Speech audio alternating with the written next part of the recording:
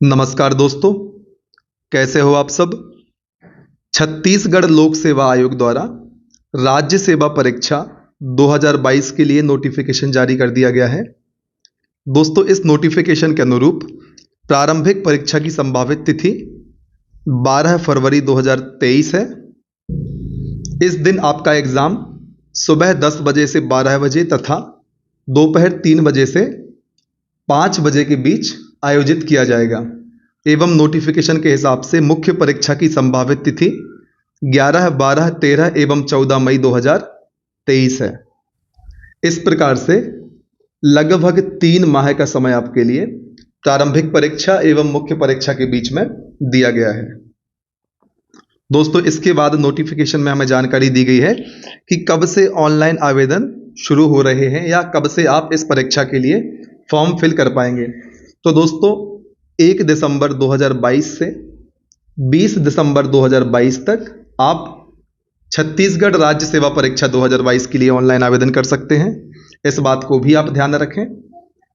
इसके अलावा और भी महत्वपूर्ण निर्देश इस नोटिफिकेशन में दिए गए हैं। यदि आप इन निर्देशों को पढ़ना चाहते हैं तो हमारे टेलीग्राम चैनल से इस नोटिफिकेशन को डाउनलोड करें। इसकी लिंक हमने अपने डिस्क्रिप्शन बॉक्स में आपको दे रखी है। इसके बाद हम चर्चा करते हैं पोस्ट पर कि कुल कितनी पोस्टें निकाली गई हैं। तो दोस्तों, राज्य सेवा परीक्षा 2022 कुल 189 पोस्टों पर होने वाली है। इसमें आप देख सकते हैं अलग अलग पद पर भर्ती होनी है। राज्य प्रशासनिक सेवा, जिसमें उप जिलाध्यक्ष के लिए भर्ती होनी है, 15 पद हैं।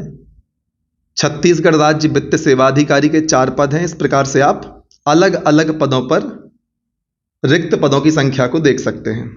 कुल मिलाकर 189 पदों पर यह भर्ती परीक्षा आयोजित की जानी है। और दोस्तों, आप एक बात ध्यान रखें, अभी नोटिफिकेशन में 189 पोस्टें दिखाई जा रही हैं। इन रिक्तियों में संशोधन हो सकता है। इन संख्या को आप अंतिम संख्या मानकर ना चलें। आगे आपकी पोस्टों को बढ़ाया भी जा सकता है। इस बात का भी आप ध्यान रखें। दोस्तों, आपको यहां पर प्रारंभिक परीक्षा के केंद्र दिए गए हैं कि किन किन शहरों में आपकी परीक्षा आयोजित की जाएगी, आप देख सकते हैं। इसके साथ ही यहाँ पर मुख्य परीक्षा के आयोजन केंद्र की भी चर्चा करी गई है। कुल 5 शहरों में मुख्य परीक्षा का आयोजन किया जाएगा: अंबिकापुर, बिलासपुर, दुर्ग, भिलाई, जगदलपुर एवं रायपुर। ये दोस्तों आपके मुख्य परीक्षा के केंद्र बनाए जाएंगे। दोस्तों, अब हम चर्चा करते हैं न्यूनतम शैक्षणिक अर्हता की। तो दोस्तों, आपके पास इस फॉर्म को फिल करने के लिए शासन द्वारा मान्यता प्राप्त किसी भी विश्वविद्यालय से बैचलर डिग्री या स्नातक होना चाहिए। आप इस बात को ध्यान रखें, आपके पास इस फॉर्म को फिल करने के लिए बैचलर डिग्री होनी चाहिए। दोस्तों, यहाँ पर एक बात लिखी हुई है, ऐसे अभ्यर्थी जो किसी परीक्षा में बैठे हो या बैठेंगे जिसमें उत्तीर्ण होने से वे आयोग की इस परीक्षा के लिए शैक्षणिक रूप से अर्ह हो जाएंगे, किंतु जिन्हें परिणाम की जानकारी नहीं हुई है, तथा ऐसे अभ्यर्थी जो ऐसी अर्हकारी परीक्षा में बैठना चाहते हों, वे प्रारंभिक परीक्षा में प्रवेश के पात्र होंगे। ऐसे समस्त अभ्यर्थियों को जो आयोग द्वारा राज्य सेवा मुख्य परीक्षा के लिए अर्ह घोषित किए गए हों, मुख्य परीक्षा के लिए अपने आवेदन पत्र के साथ वांछित परीक्षा में उत्तीर्ण करने के प्रमाण पत्र प्रस्तुत करने की अनिवार्यता होगी। तो दोस्तों, वह व्यक्ति जो लास्ट ईयर में है या जिसकी ग्रेजुएशन हो गई है किंतु अभी परिणाम नहीं आया है, वह व्यक्ति भी इस प्रीलिम्स एग्जाम को या प्रारंभिक परीक्षा को दे सकता है, बशर्ते मुख्य परीक्षा के फॉर्म भरने तक आपके पास आपका रिजल्ट होना चाहिए। यहां पर ऐसी बात करी गई है। दोस्तों, हम सिर्फ महत्वपूर्ण बिंदुओं पर चर्चा करेंगे। आप यदि डिटेल में इस नोटिफिकेशन को पढ़ना चाहते हैं तो आप हमारे टेलीग्राम चैनल से इसे डाउनलोड करें। इसकी लिंक हमने वीडियो के डिस्क्रिप्शन में आपको दी हुई है। दोस्तों, आप यहां पर आयु के बारे में भी जान सकते हैं कि किस आयु वर्ग के व्यक्ति इस फॉर्म को फिल कर सकते हैं। दोस्तों, यहां पर बताया जा रहा है उप पुलिस अधीक्षक अर्थात डीएसपी पद के लिए आयु सीमा 21 वर्ष से 28 वर्ष तक निर्धारित की गई है। और आयु सीमा में छूट के बारे में जानकारी आप यहां से प्राप्त कर सकते हैं। दोस्तों, आप आयु सीमा में छूट पर जरूर ध्यान दें। इसके बाद हम बात करते हैं। दोस्तों, यहाँ पर उप पुलिस अधीक्षक के लिए शारीरिक मापदंड दिए गए हैं, आप इनका भी अध्ययन कर लें। अब हम बात करेंगे उप पुलिस अधीक्षक अर्थात डीएसपी के अतिरिक्त अन्य पदों के लिए निर्धारित आयु सीमा किस प्रकार से है। तो दोस्तों ध्यान रखें, यहाँ पर बात की जा रही है अभ्यर्थी की आयु 21 वर्ष पूर्ण हो किंतु 30 वर्ष से अधिक ना हो। परंतु दोस्तों यहाँ पर ध्यान रखने लायक बात है, परंतु छत्तीसगढ़ शासन सामान्य प्रशासन विभाग के परिपत्र क्रमांक इतने इतने रायपुर दिनांक इतने में दिए गए निर्देश के अनुसार छत्तीसगढ़ राज्य के स्थानीय मूल निवासी अभ्यर्थियों के लिए अधिकतम आयु 35 वर्ष निर्धारित की गई है। किंतु दोस्तों एक बात और ध्यान रखें, परिपत्र क्रमांक इतने इतने नया रायपुर दिनांक में दिए गए निर्देश के अनुसार छत्तीसगढ़ राज्य के शिक्षित बेरोजगार के हितों को दृष्टिगत रखते हुए राज्य शासन द्वारा छत्तीसगढ़ राज्य के स्थानीय निवासियों को अधिकतम आयु सीमा 35 वर्ष में 5 वर्ष की छूट होगी। अब दोस्तों देखिए, यहाँ पर 3 प्रकार से बातें करी गई हैं। पहले कहा था आयु 21 वर्ष से 30 वर्ष होगी, फिर बोला नहीं नहीं 35 तक होगी, अब कहा 5 वर्ष की और छूट देते हैं। तो कुल मिलाकर 21 वर्ष से लेकर 40 वर्ष तक का व्यक्ति इस फॉर्म को फिल कर सकता है। दोस्तों इसके अलावा छत्तीसगढ़ के अन्य विशेष वर्ग जैसे एससी, एसटी, ओबीसी, महिला, निःशक्तजन आदि के लिए आयु सीमा में जो छूट है वे छूट लागू रहेंगी, किंतु सभी छूटों को मिलाकर उनके लिए अधिकतम आयु सीमा 45 वर्ष से अधिक नहीं होगी। अर्थात 45 वर्ष से अधिक का कोई भी उम्मीदवार इस फॉर्म को फिल नहीं कर सकता, चाहे वह किसी भी कैटेगरी का हो। आप इस बात को ध्यान रखें।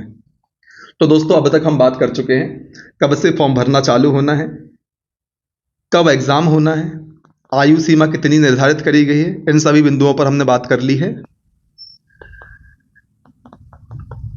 दोस्तों यहां पर अलग अलग पोस्ट के लिए आपके लिए शारीरिक मापदंड दिए गए हैं, जैसे डीएसपी, जिला आबकारी अधिकारी, सहायक जेल अधीक्षक। आप इनको भी ध्यान से देख लें एक बार।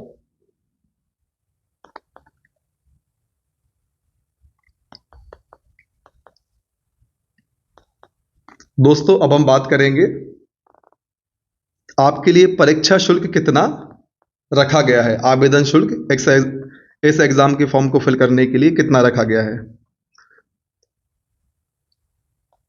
तो दोस्तों छत्तीसगढ़ राज्य के बाहर के निवासी आवेदकों के लिए 400 रुपये आवेदन शुल्क देय होगा। अर्थात जो भी व्यक्ति छत्तीसगढ़ राज्य से बाहर निवास करता है और इस एग्जाम को फिल करना चाहता है उसके लिए 400 रुपये एग्जाम फीस रखी गई है। एवं छत्तीसगढ़ राज्य के स्थानीय निवासी आवेदकों से कोई परीक्षा शुल्क नहीं लिया जाएगा। दोस्तों सभी अभ्यर्थियों के लिए ऑनलाइन आवेदन के लिए पोर्टल शुल्क प्लस जीएसटी शुल्क देय होगा। आप इस बात का ध्यान रखें, जो भी विद्यार्थी छत्तीसगढ़ राज्य से बाहर के हैं या बाहर निवास करते हैं उनके लिए 400 रुपये शुल्क है और छत्तीसगढ़ के स्थानीय निवासियों के लिए परीक्षा का कोई शुल्क नहीं लिया जाएगा, उनसे सिर्फ पोर्टल शुल्क एवं जीएसटी चार्ज लिया जाएगा। किंतु सशुल्क त्रुटि सुधार की प्रक्रिया में त्रुटि सुधार शुल्क तथा पेमेंट गेटवे शुल्क निर्धारित दर अनुसार अभ्यर्थी द्वारा देय होगा। दोस्तों फॉर्म फिल करने का शुल्क आपसे नहीं लिया जाएगा, किंतु यदि आप फॉर्म में किसी भी प्रकार की त्रुटि करते हैं भरने में तो इसका शुल्क सभी अभ्यर्थियों से लिया जाएगा। इस बात को भी आप ध्यान रखें। दोस्तों अब हम सीधे बात करेंगे एग्जाम के सिलेबस की कि एग्जाम का सिलेबस क्या निर्धारित किया गया है। और दोस्तों एक बात आप ध्यान रखें, एग्जाम का सिलेबस आपको इसी नोटिफिकेशन में इंग्लिश एवं हिंदी दोनों माध्यम में दिया हुआ है। दोस्तों आपके लिए यहाँ पर राज्य सेवा परीक्षा संबंधी नियम दिए गए हैं। सेवा पद की श्रेणियों के बारे में भी चर्चा करी गई है। दोस्तों कौन से पद द्वितीय श्रेणी में आते हैं, किन पदों को तृतीय श्रेणी में रखा गया है, आप ऐसी जानकारी भी इस नोटिफिकेशन के माध्यम से ले सकते हैं। दोस्तों हर उस उम्मीदवार को इस नोटिफिकेशन को पढ़ना चाहिए जो कि राज्य सेवा परीक्षा को देना चाहता है, ताकि उसको एक बढ़िया समझ इस एग्जाम को लेकर हो जाए, सारी जानकारी उसके लिए प्राप्त हो जाए। ऐसी बातें अभ्यर्थी को इंटरव्यू के दौरान भी सहायक सिद्ध होती हैं। दोस्तों यहाँ पर इंग्लिश में भी सारी जानकारी आपको दी गई है, आप आराम से इसको इंग्लिश में भी पढ़ सकते हैं यदि आप हिंदी में कंफर्टेबल नहीं हैं तो दोस्तों अब हम बात करेंगे परीक्षा योजना की, किस प्रकार से आपका एग्जाम होगा और कौन कौन सी चीजें उसमें रहेंगी। तो दोस्तों हम सभी जानते हैं प्रारंभिक परीक्षा वस्तुनिष्ठ प्रकार की होगी। प्रारंभिक परीक्षा में 2 घंटे की अवधि के लिए अनिवार्य 2 प्रश्न पत्र होंगे। दोस्तों प्रथम प्रश्न पत्र सामान्य अध्ययन का होगा, द्वितीय प्रश्न पत्र योग्यता परीक्षा होगी। दोस्तों प्रथम प्रश्न पत्र में 100 प्रश्न आएंगे, 200 अंकों के होंगे और कुल 2 घंटे आपको दिए जाएंगे। इसी प्रकार से द्वितीय प्रश्न पत्र में भी 100 प्रश्न 200 अंक के समय 2 घंटे, अर्थात दोनों प्रश्न पत्रों में एक प्रश्न 2 नंबर का रहेगा। और दोस्तों जो आपको यहाँ पर बात ध्यान रखनी है वह यह है कि प्रत्येक गलत उत्तर के लिए सही उत्तर हेतु निर्धारित अंक का 1/3 काट लिया जाएगा। दोस्तों यहाँ पर नेगेटिव मार्किंग है, आपको इस बात को ध्यान रखना है। 1/3 मार्क्स आपका एक गलत उत्तर पर काट लिया जाएगा। यदि आप 3 क्वेश्चन गलत करते हैं तो आपके एक सही प्रश्न के नंबर काट दिए जाएंगे, आप इस बात को ध्यान रखें।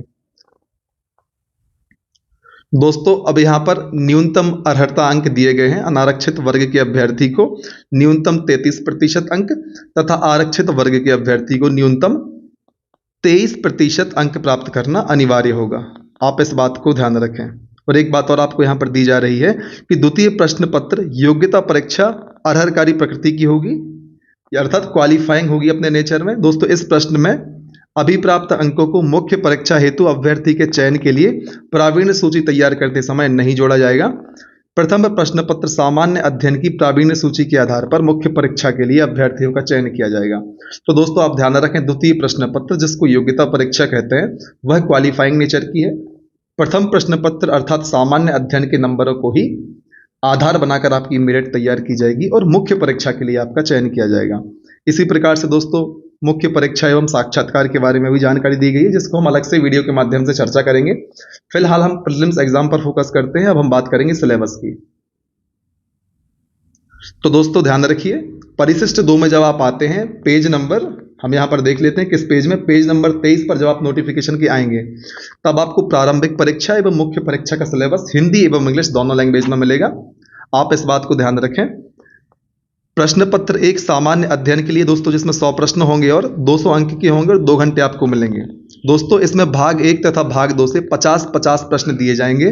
प्रत्येक प्रश्न 2 अंकों का होगा और प्रत्येक सही उत्तर हेतु 2 अंक दिए जाएंगे एवं गलत उत्तर हेतु सही उत्तर के लिए निर्धारित अंक का 1/3 काट दिया जाएगा। इसकी बारे में हम चर्चा पहले कर चुके हैं। तो दोस्तों 2 भागों में, एक भाग में सामान्य अध्ययन के बारे में चर्चा करी गई है, यहाँ पर आपको सिलेबस दिया हुआ है, और दूसरे भाग में छत्तीसगढ़ के सामान्य अध्ययन से संबंधित प्रश्न आपसे पूछे जाएंगे। दोस्तों सामान्य अध्ययन में भारत का इतिहास, भारत का स्वतंत्रता आंदोलन, भारत का भौतिक सामाजिक आर्थिक भूगोल, भारत का संविधान एवं राज्य व्यवस्था, भारत की अर्थव्यवस्था, सामान्य विज्ञान एवं प्रौद्योगिकी, भारतीय दर्शन, कला, साहित्य एवं संस्कृति, समसामयिक घटनाएं एवं खेल, पर्यावरण, इन सब से संबंधित 50 प्रश्न आपसे भाग 1 से एवं इसी प्रकार से छत्तीसगढ़ के सामान्य ज्ञान से जो कि भाग 2 में है 50 प्रश्न आपसे इससे पूछे जाएंगे। कुल मिलाकर 100 प्रश्न प्रश्न पत्र एक सामान्य अध्ययन में आपसे पूछे जाएंगे। इसी प्रकार से दोस्तों प्रश्न पत्र 2 में योग्यता परीक्षा होगी, उसका सिलेबस भी आपको यहाँ पर दे रखा है। इसमें भी 1/3 नेगेटिव मार्किंग है। यदि आप 3 प्रश्नों को गलत करते हैं तो आपको एक सही प्रश्न के उत्तर के मार्क्स आपसे काट दिए जाएंगे। दोस्तों इसी प्रकार से मुख्य परीक्षा का सिलेबस भी यहां पर दिया हुआ है। दोस्तों आपको एक सलाह रहेगी, आप सिलेबस का प्रिंट आउट निकाल लें।